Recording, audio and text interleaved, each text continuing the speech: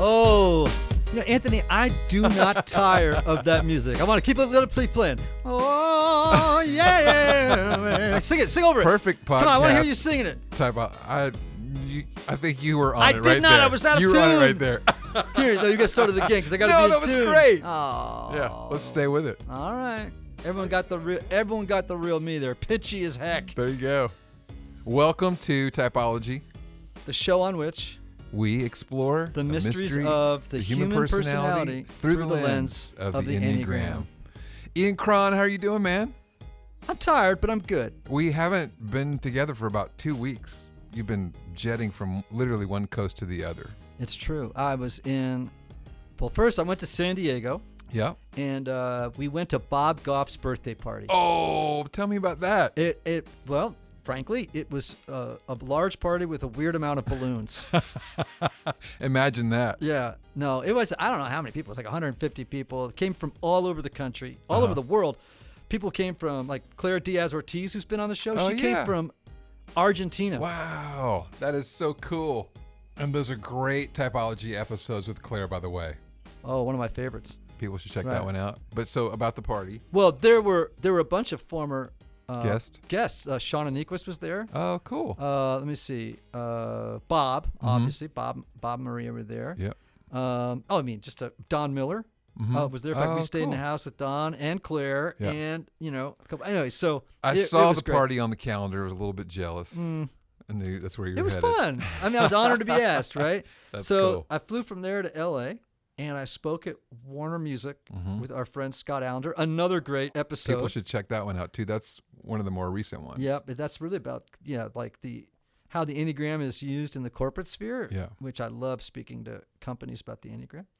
And then I came home for a day, and then I went to Florida. I went down to Orlando to speak at a conference for a day, and then turned right around. I walked off the stage, out the back door, to the Uber to get to the airport.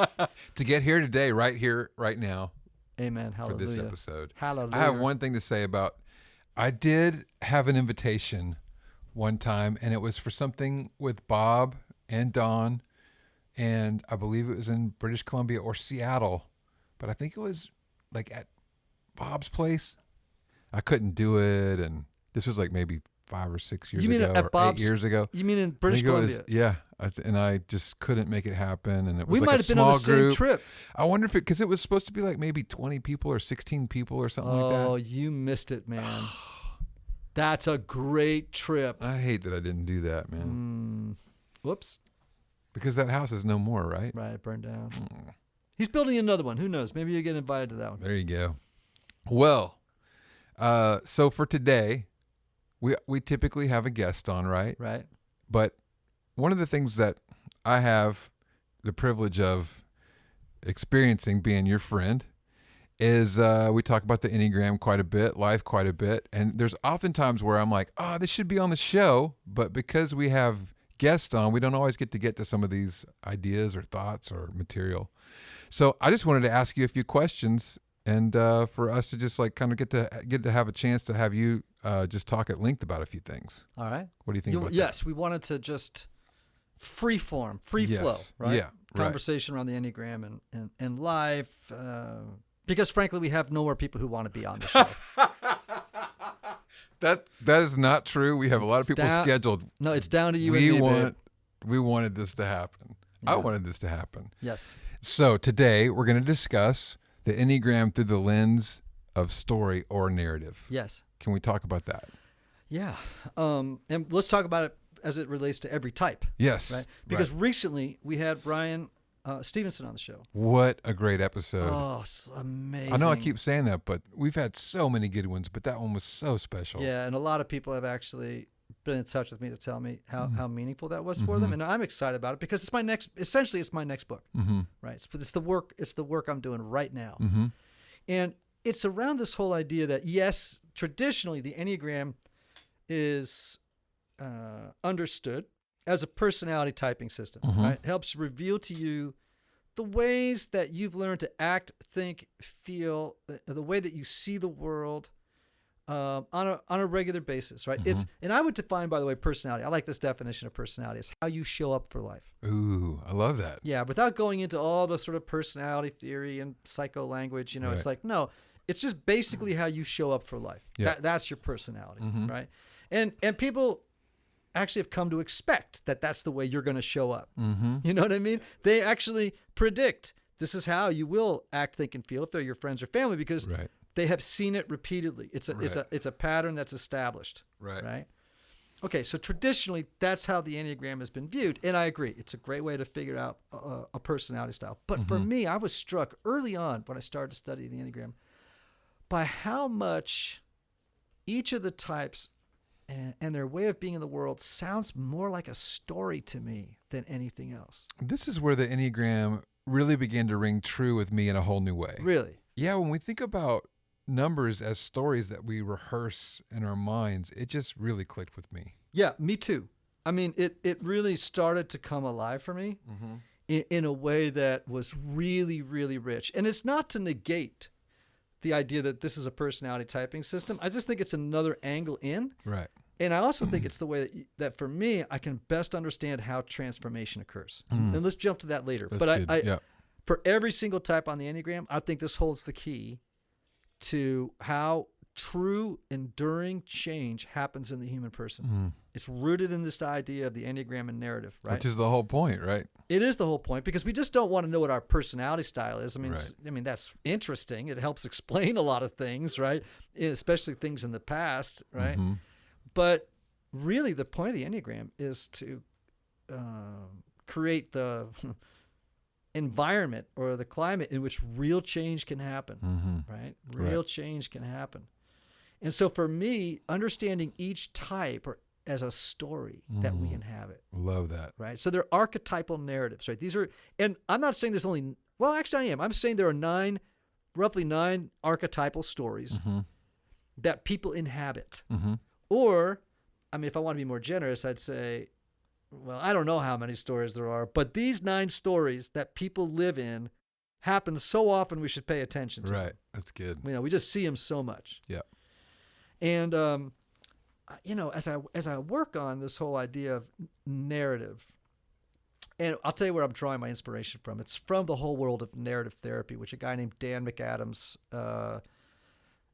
came up with. And it's really brilliant stuff, right? It's basically like, if you can know the story around which you have organized your life, right, then you can begin to play with it a little bit, because you can't change the facts of what happened in your life. Like for me, I grew up with an alcoholic father. I became an addict. So I have a history that has facts. So I can't change the facts, right?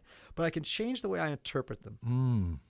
Because your initial interpretation of what happened to you was through the lens of a child. Right. And because children are narcissists, right, developmentally, that's appropriate. Absolutely, right. It's all about them. They see the world. So a child thinks to themselves, I am as I am treated. Or a child might say, I am what you say I am. Exactly. Even through your actions. Totally. Like if you have an alcoholic father, you're not going to say you have a problem. You're going to say I'm the reason you have a problem. Totally. That's what I mean by that sort of narcissistic interpretation of what's happening. It always comes back to you. Right. And rarely do we remember the messages that came through to us that were positive. Right. They tend to get lost on us, right? Because we're Velcro for the negative messages. We're Teflon for the positive messages. That's just the negativity bias of human beings, rooted in evolution for a whole host of reasons. So for most of us, the story upon that we've based our lives, at its root, the premise of it isn't true. Right. Right. And so say that again. Yeah, right. Well, okay. This is amazing, right? Right. So it's like, all right, so let's say you're a 3 on the Enneagram. Okay. And I'll borrow a little bit now from Riso and Hudson, just for the sake of, time. Right. And you grew up believing that the world only values people for what they do and not for who they are. And then becomes the premise of the story, right? That's the theme. That's the premise of the story. That's the through line that has gone through everything in your life. Because the message you heard growing up, right, was it's not okay to have your own feelings or your own identity. Right.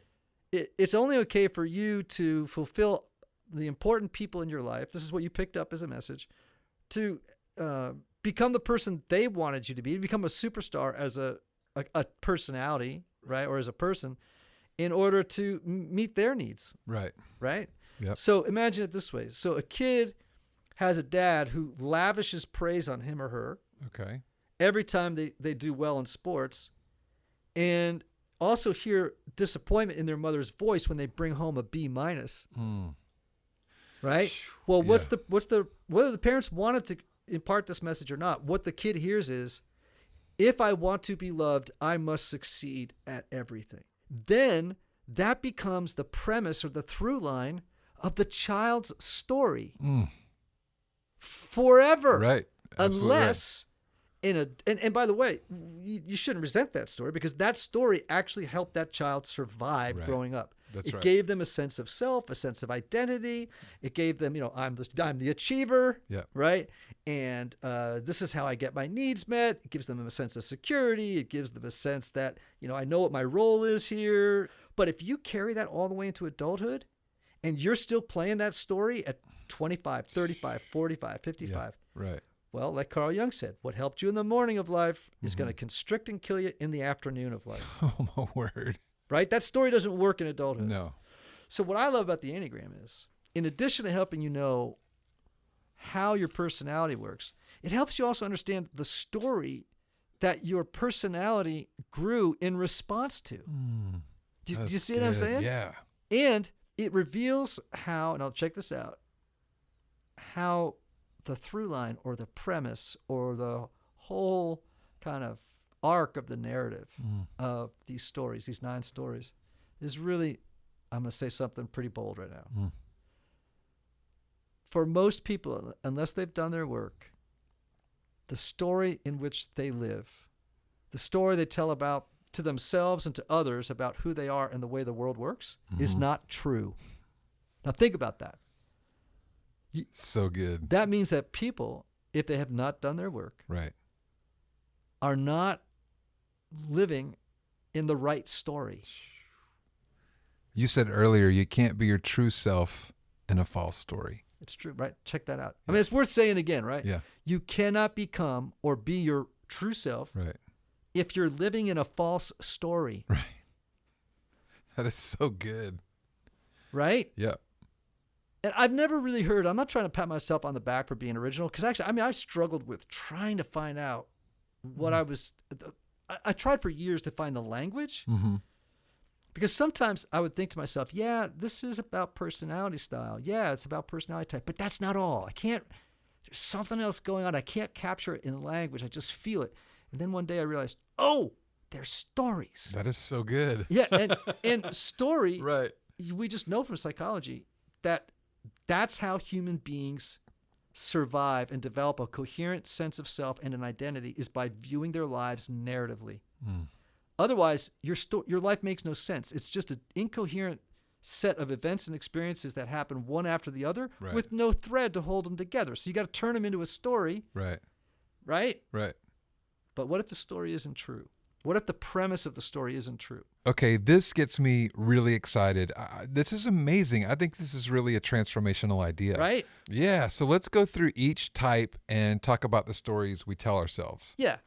All right, so check this out. What's the unconscious message, or what's the unconscious motivation of a 1? To be perfect. Yeah, they have a need to perfect themselves, others, and the world, because the message they got growing up was, it's not okay to make mistakes. Is that story true in adulthood? Was it ever true? No. But, thankfully it gave the kids something to work with as little people, right? But there are people still living, believing, I have a compulsive need to perfect myself, others in the world, because it's not okay to make mistakes. So the question then becomes, how's that story working for you now in adulthood? All right, so for 2s, right? Yeah. It's this one. I have a need to meet the needs of others because it's not okay to have your own needs. I'm shaking my head in here. It's like, right. That's so powerful. All right. So is that true? No. No. It's impossible. So if you're a 2 and you haven't done your work, you're just wandering around in the world without any of this information. You're living in a false narrative, and you will never become your true self. Right.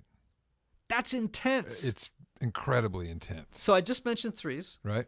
You know, they have an unconscious motivation to succeed at all costs, or to appear successful and to avoid failure no matter what, because they grew up in a world that says it's not okay to be a loser.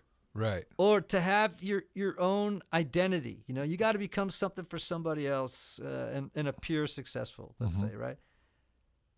Well, that's a dangerous message if you're still living it at 25, right, or 35 or 55. It's a sad message. Right. You become a workaholic. You become someone who's driven off the charts.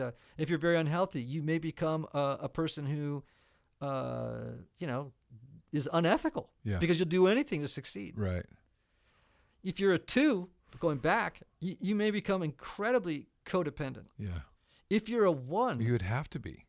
Yeah, of course you would. That's the only, yeah. Because here's the other reason you would. Because when people's strategy from childhood tends not to work, but it starts to break apart, they double down. They double down on it. They don't stop and go, "Hey, what's my story? What's this story I'm living in? Maybe I should give it up." It's like, no, I'm gonna. This used to work. Now I'm gonna try twice as hard. Right. That's right. You know? All right. How about 4s? So I think for me as a 4, the message that you hear growing up is, it's not maybe safe to feel too happy or too functional in the world. I think that's what like Riso and Hudson would say. I'm always a little not sure about that one. And so what you learn is that you have to compulsively go out there and be special and unique in order to compensate for this fatal flaw, right? Well, think about that. I mean, these are exhausting narratives. Oh. Do you hear how tiring these are? Absolutely. Right? They're exhausting. Right. What I'm describing. Yeah. It's all effort-based. It's all works-based. Yeah. Which there's no grace. No grace. It's all works-based stuff, right? All right. So for 5s, what they hear is, I think what they hear growing up is it's not okay to be very comfortable in the world. It's sort of like they feel overwhelmed or engulfed by someone else growing up, and they learn to retreat into the haven of the mind, right?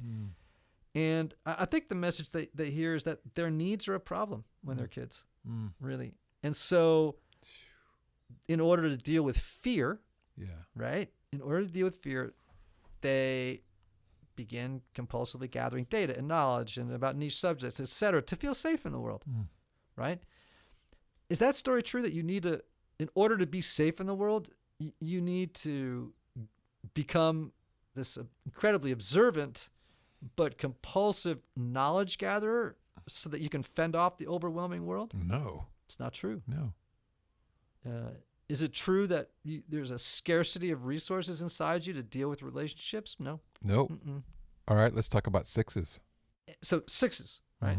In order to deal with fear, what they, I think, pick up growing up is this message that it's not okay to trust yourself. Yeah.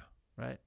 To have confidence in your inner guidance system, and that we live in this chaotic, unpredictable, unsafe world, and they attach to this storyline where it's like, I got to be safe, I got to be secure. Right.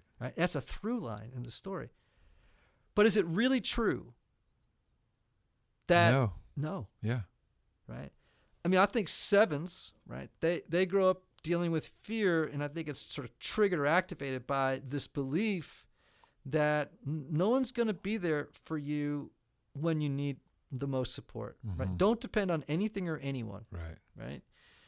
And so they create Neverland, and they go up, right? And they create a world in which everything is fun. So, 6s deal with their fear with pessimism, 7s do with optimism. That's how they deal with their fear.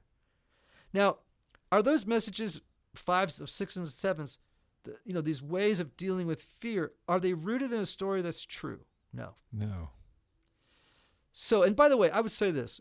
They're particularly not true when you look at them through the eyes of faith. This is really important, right? Well, should we wait? Because I think I know where you're going. Should we go ahead and get through 8, 9s, and 1s first? I'll just say it now. Let the cat out of the bag. This Yeah. is if you don't remember anything else today, remember this. Let's say you self-identify as a Jesus person, right? A Christian. Do you understand, if you know the Enneagram, and you know these things about yourself, that, I am what I do and not for love valued for who I am inside, that every single story for every single type on the Enneagram is in direct opposition to the story of God. I love that. Every single story of your personality type, or the story around which you built your personality, is untrue.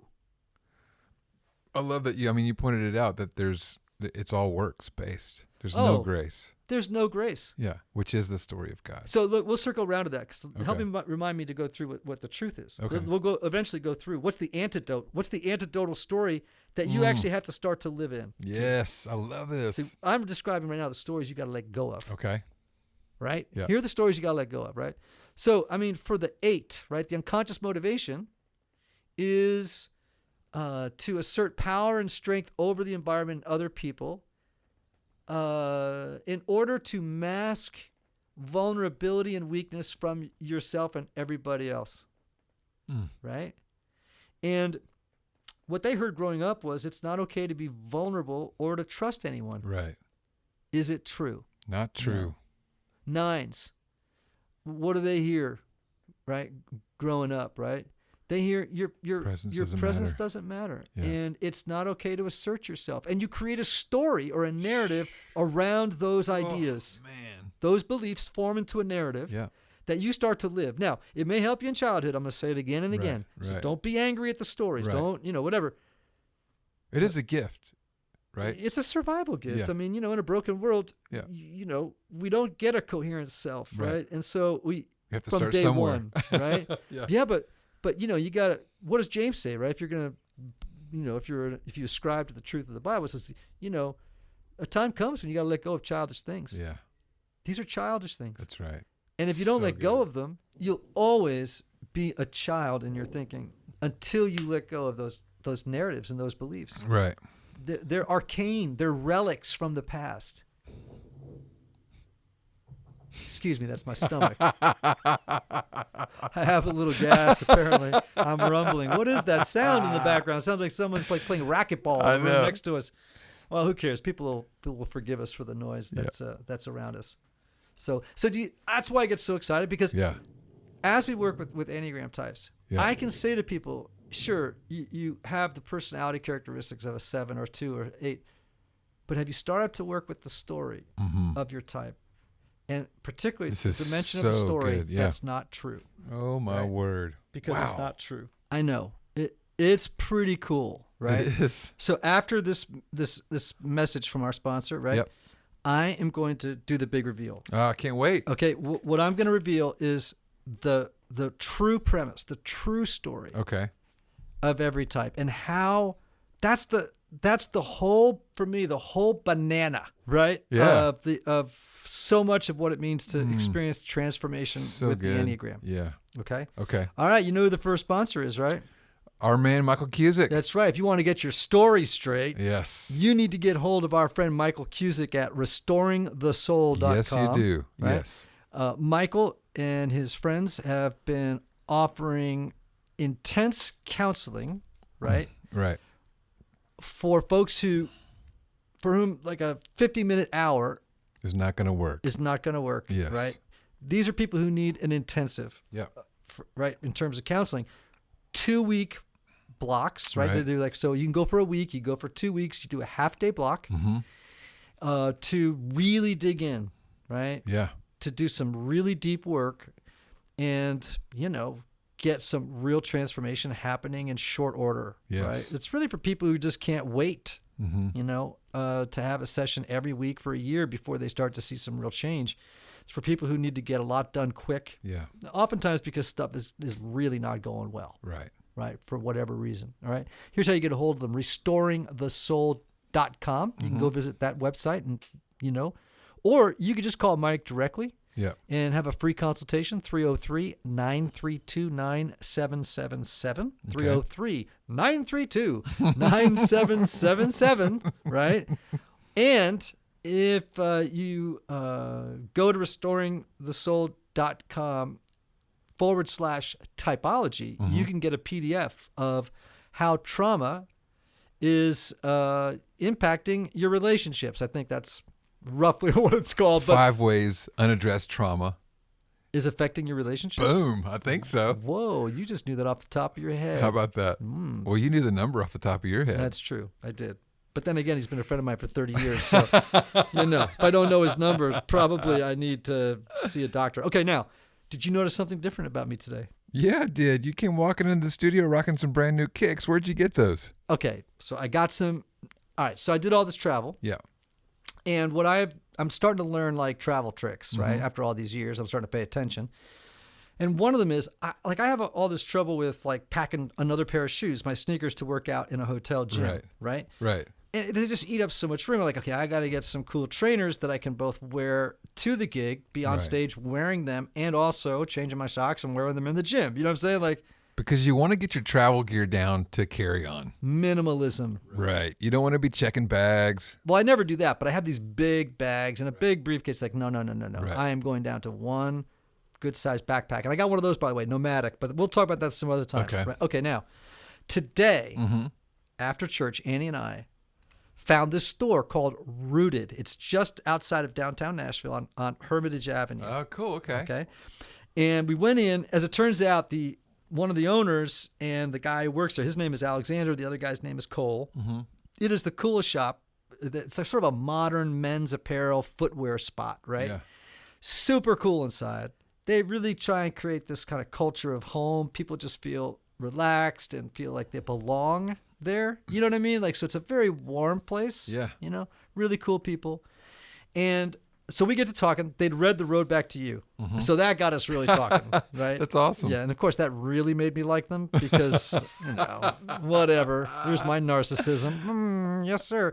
Anyway, so I bought this cool pair of trainers. They have all these shoes, and they range in price, right? From anywhere from like $80 to $1,000. Wow. Per trainer. So it's this huge array, and they're so cool looking. Wow. They're both practical and super stylish. And I was like totally into it because, I'm kind of a shoe guy. Yes, you are. Anyway, so I made a deal with them. Today, I made this deal this morning. I'm snapping some pics of your shoes for our Instagram story so people can check them out, by the way. Okay. So I said to them, I'll do an ad for you. Maybe I'll get a free pair of shoes at it, parentheses, air quotes, right?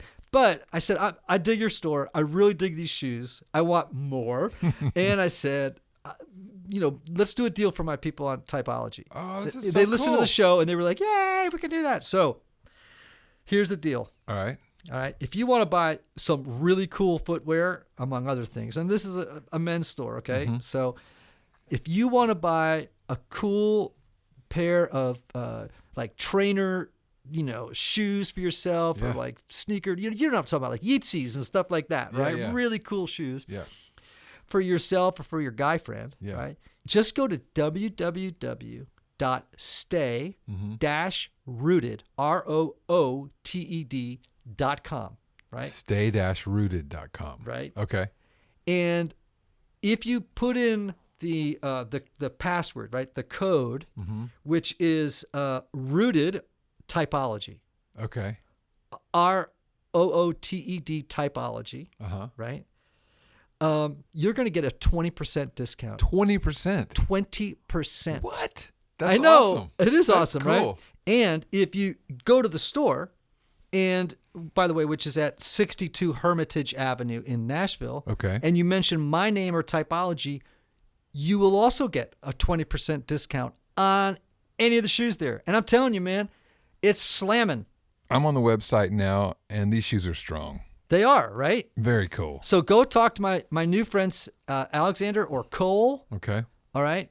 At Rooted, 62 Hermitage Avenue in Nashville. Mention my name or the show, Typology. They're going to give you 20%, or go to their website. Again, www.stay-rooted.com. There you go. And enter the password Rooted typology. By the way, I think rooted is all caps typology, but whatever. Try it both ways. Chances are you're going to hit it one way or the other. So anyway, pretty psyched about that. Super now, cool. Yes. Are you ready? Yes. Back to Enneagram and stories. The stories, really, the true stories, the stories of grace. Oh, this is so good. Right? Man. The true stories in which your true self can emerge, because as I said earlier, if you're living in a false story, you have no choice but to be a false self. Right. Right? So for ones, they have to discard the story that's based on the message, it's not okay to make mistakes, and start to live into a story that you are good. You're good. You don't have to be perfect. You're good. That's so good. You know that there's a great quote, by the way. I think it was Hemingway who once said, "And now that you don't have to be perfect, you can be good." Ooh. Isn't that wonderful? That's beautiful. Right? So for a 2, you no longer need to have your story built around this notion that it's not okay to have your own needs. Now you can live into the new story, which I think all 2s want to hear, which is you're wanted. Yeah. You're wanted not for what you do for others, but just for being you. That's beautiful. Right? Do you see how these are more like gospel messages? Yes. Than they are these other. So look at it this way. We're living in broken stories. And what I'm saying is when you get some awareness around it and you start to live around these new stories. Yep. Right? So the third one would be for 3s, you get rid of the old story, which is I am what I do. That's how I find love in the world. Right. Then you start to hear the message. You start to build a new story around you are loved for who you are.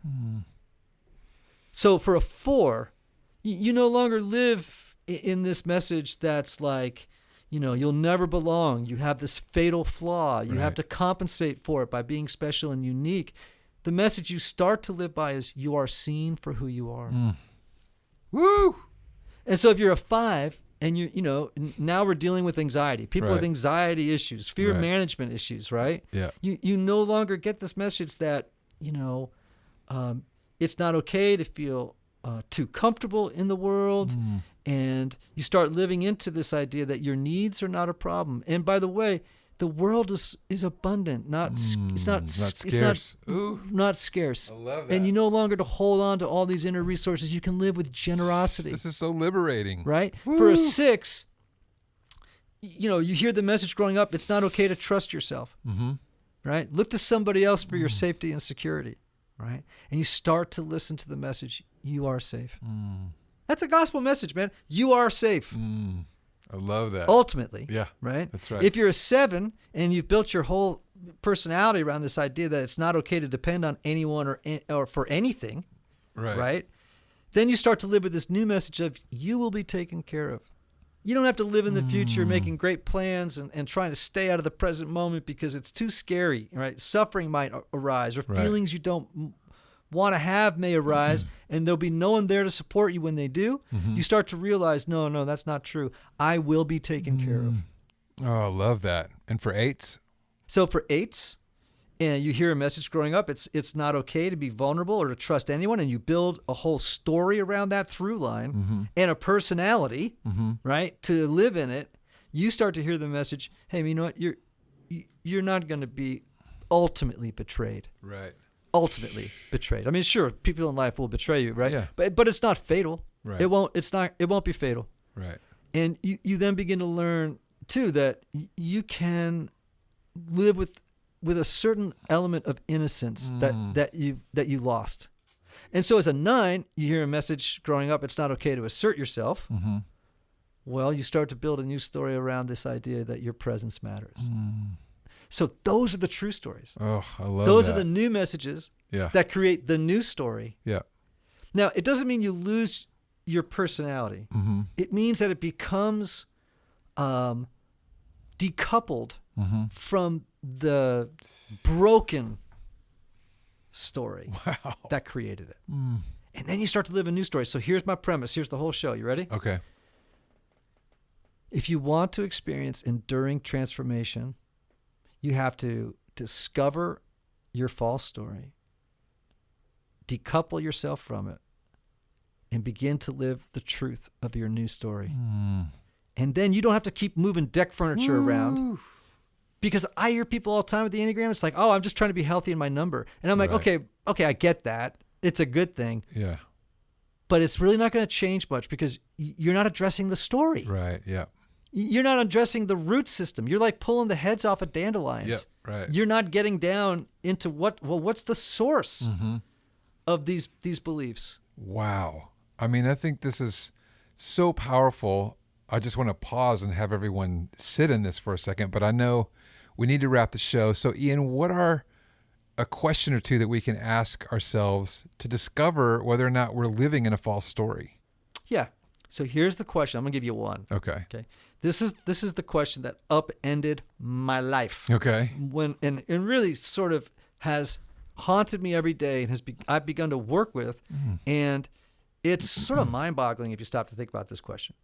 What if the story I tell myself and others about who I am and who I'm becoming isn't true? Say that again, please. What if the story I tell others and myself about who I am and the person I'm becoming isn't true? Wow. I'm just telling you, you will begin to realize, oh my gosh, it isn't. It's based in a story I came up with in childhood to make sense of what I was experiencing. But in adulthood, I've got to get free of it. I need a new story. I quoted Mo Willems in that last show. If you find yourself in the wrong story, leave. Oh, my word. And that's the new mantra, right? If you find yourself living in the wrong story, leave. Wow. That's what I got today. That's the way to go out right there. Right? Yes. Perfect way to end the show. No. Okay. We're not going out on that. Not yet. We have to go out with our sign-off. All right. You ready? Yes. So, in the words of the great Oscar Wilde, be yourself. No, let's try this. Always be yourself, unless you could be a unicorn. Then always be a unicorn. That's awesome.